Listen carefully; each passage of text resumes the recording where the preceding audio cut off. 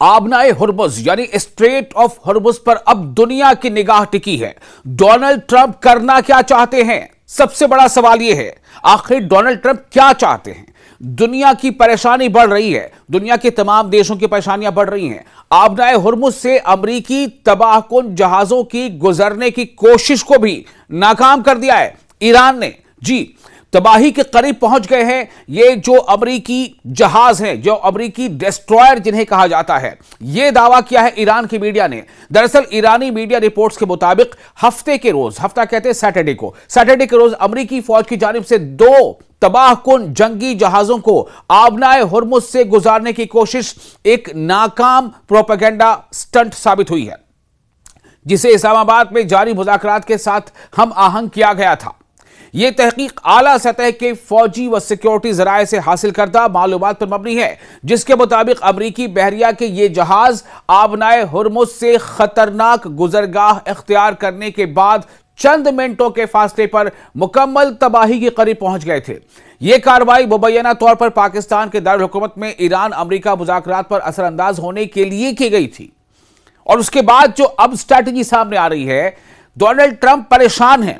उन्हें लग रहा है किसी भी सूरत में ईरान पर दबाव बनाया जाए, लेकिन ईरान दबाव के आगे झुकने को तैयार नहीं है।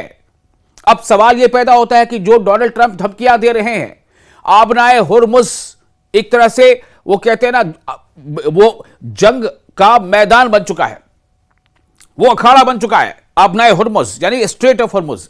यूएसएस माइकल मर्फी जिसका कोड है DDG 112 और यूएसएस फ्रैंक ई पीटरसन जिसका कोड है DDG 121 जो कि अर्ली बर्ग क्लास के तबाहकुन जहाज हैं, जिन्हें डिस्ट्रॉयर कहा जाता है, उसने हम आही यानी अहम आबी गुजरगाह से गुजरने की कोशिश की थी, ताहम ईरानी बहरी अफवाज ने इन्हें रोककर वापस जाने पर मजबूर कर दिया।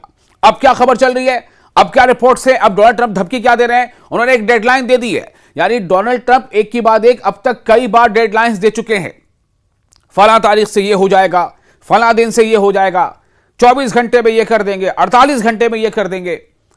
और एक नई डेडलाइन भी आपके सामने है, स्ट्रेट ऑफ हुर्मुज पहले से ही बंद है। बंद का मतलब ईरान के कंट्रोल में है। ईरान जिसे चाहता है, यानी ईरान को लगता है कि जो हमारे दोस्त नहीं भी है लेकिन हमारे दुश्मन के अगर दोस्त नहीं है तो उन्हें ईरान वहां से गुजरने देता है। ईरान किन्हें दुश्मन समझ रहा है आप समझ सकते हैं। ईरान की नजर में अमेरिका दुश्मन है, इस्राइल दुश्मन है, चूंकि अमेरिका और इस्राइल ने ही ईरान पर हमले किए। हमले की शुरुआत अमेरिका और इस्राइल ने की 28 आपको याद होगा फरवरी से। उसके बाद बहरहाल अभी ये अब चल रही है बात। अब डोनाल्ड ट्रंप जो धमकियां दे रहे हैं, जो इत्तबा दे रहे हैं ईरान को, वो सीधे तौर पर यह है कि वो स्ट्रेट ऑफ हुर्मुज पे नाका लगा देंगे और कोई भी जहाज की आवाजाही नहीं होने देंगे।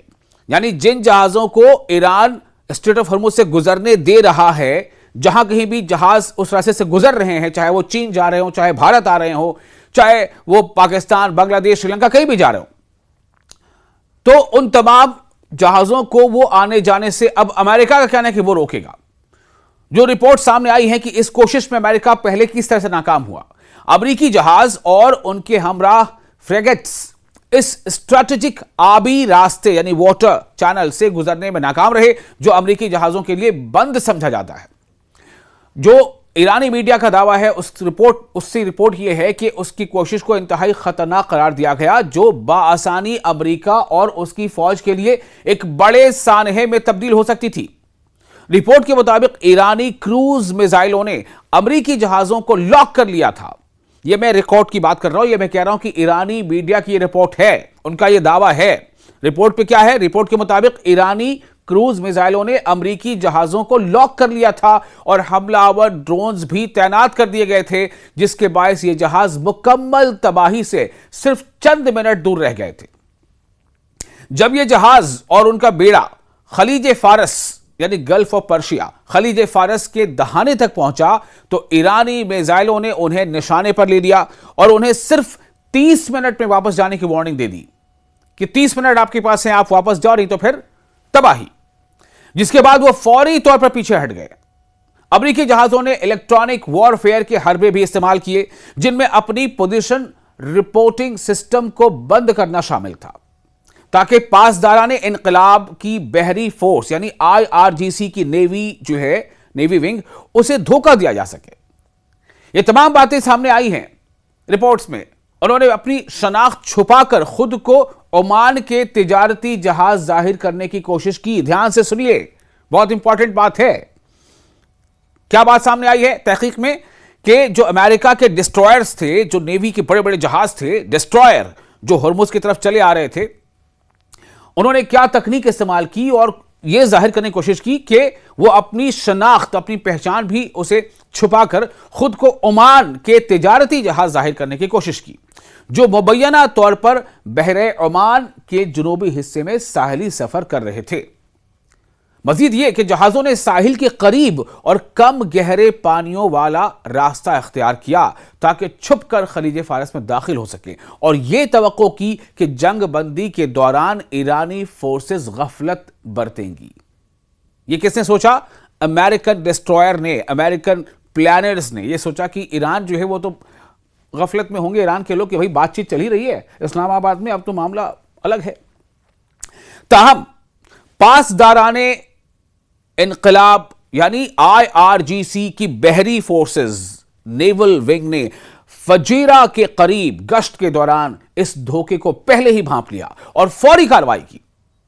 USS फ्रैंक पीटरसन ने इब्तिदा में अपना रास्ता जारी रखने की कोशिश की, लेकिन जैसे ही उसे मालूम हुआ कि क्रूज मिसाइल रडार्स ने उसे लॉक कर लिया है, उसे ईरानी कश्तियों ने रोक दिया। इसी दौरान ईरानी ड्रोन्स दोनों जहाजों के ऊपर परवाज करने लगे और बैनुल अक़वामी चैनल 16 पर पैगाम दिया गया कि वो 30 मिनट के अंदर वापस मुड़ जाएं, वरना उन्हें निशाना बनाया जाएगा। जब जहाज ने आगे बढ़ने पर इसरार किया तो आखिरी वार्निंग दी गई, आखिरी वार्निंग, जिसके बाद वो तबाही से चंद मिनट के फासले पर था। अमेरिकी दो बड़े बड़े युद्धपोत, डिस्ट्रॉयर जिन्हें कहते हैं, डिस्ट्रॉयर, तहकीक के मुताबिक जो इन्वेस्टिगेशन हुई है, देखिए मैं बार बार कह रहा हूं कि ईरानी मीडिया रिपोर्ट के हवाले से खबर आप तक मैं पहुंचा रहा हूं। तहकीक के मुताबिक ईरानी बहरिया और अमरीकी जहाजों के दरमियान होने वाली गुफ्तगू से जाहिर होता है कि अमरीकी जहाजों ने ईरानी वार्निंग पर मुकम्मल अमल किया, पीछे हट गए, भाग गए। मजीद बना, इस नाकाम कार्रवाई का मकसद जंग बंदी से फायदा उठाकर, यानी दुनिया को यह पता है कि जंग बंदी है, सीज फायर है, नो फायर, सीज फायर, मुकम्मल जंग बंदी, और उसमें क्या हो रहा था? यह अमेरिका है। बहरहाल, तो आपको यह बता रहा था कि मजीद बना, इस नाकाम कार्रवाई का मकसद जंग बंदी से फायदा उठाकर ईरान की बहरी तैयारियों को जांचना और इस्लामाबाद में जारी हसास मुज़ाकरात पर असरअंदाज होना था। ये मुज़ाकरात इतवार की सुबह 21 घंटे बाद बगैर किसी पेशरफ्त के खत्म हो गए। यह आप सबको मालूम है। रिपोर्ट के मुताबिक अमरीकी जहाजों की यह कार्रवाई अपने दोनों मकासद हासिल करने में क्या हुई? नाकाम हो गई। इस दौरान मुआविन हेलीकॉप्टर्स भी जहाजों के ऊपर परवाज कर रहे थे, जबकि इलाके में मौजूद दीगर जहाजों को हिदायत दी गई कि वो कम अज कम 10 मील दूर रहें ताकि किसी मुमकिना हमले की सूरत में नुकसान से बच सकें। दीगर जो दूसरे जहाज थे उस पूरे टेरिटरी में, जो रिपोर्ट्स पे बात सामने आ रही है उसमें यह कहा गया है कि यह नाकाम और खतरनाक कार्रवाई हालिया दिनों में वजीर जंग पीट हेग्सेथ, जो अमेरिका के वॉर सेक्रेटरी हैं, पीट हेग्सेथ के अहकामात पर आला फौजी जर्नैलों की बरतरफी का नतीजा थी। रिपोर्ट के मुताबिक आबनाए हुर्मुज यानी स्ट्रेट ऑफ हुर्मुज यानी हुर्मुज जल डमरू मध्य, जो ईरान के मजबूत कंट्रोल में है, उससे अमरीकी जहाजों को गुजारने की कोशिश एक नाकाम प्रोपेगेंडा मुहिम बन गई, जिसमें फौजी कार्रवाई को प्रोपेगेंडा के लिए इस्तेमाल किया गया। अगले रोज, जी हां, खातिमुल अंबिया हेडक्वार्टर के तर्जुमान यानी स्पोक पर्सन ने अमरीकी सेंट्रल कमांड, सेंटकॉम यानी सेंट्रल कमांड के उस दावे को मुस्तरद कर दिया कि अमरीकी जहाज आबनाए हुर्मुज से गुजरे थे। लेफ्टिनेंट कर्नल इब्राहिम जुल्फिकारी के मुताबिक इस स्ट्रैटेजिक आबी रास्ते से किसी भी जहाज के गुजरने की इजाजत सिर्फ इस्लामी जमहूरिया ईरान की मुसल्लह अफवाज के पास है। एक अलग बयान में पासदाराने इनकलाब की बहरिया ने खबरदार किया कि आबनाए हुर्मुज से अमरीकी फौजी जहाजों की किसी भी कोशिश का सख्त जवाब दिया जाएगा।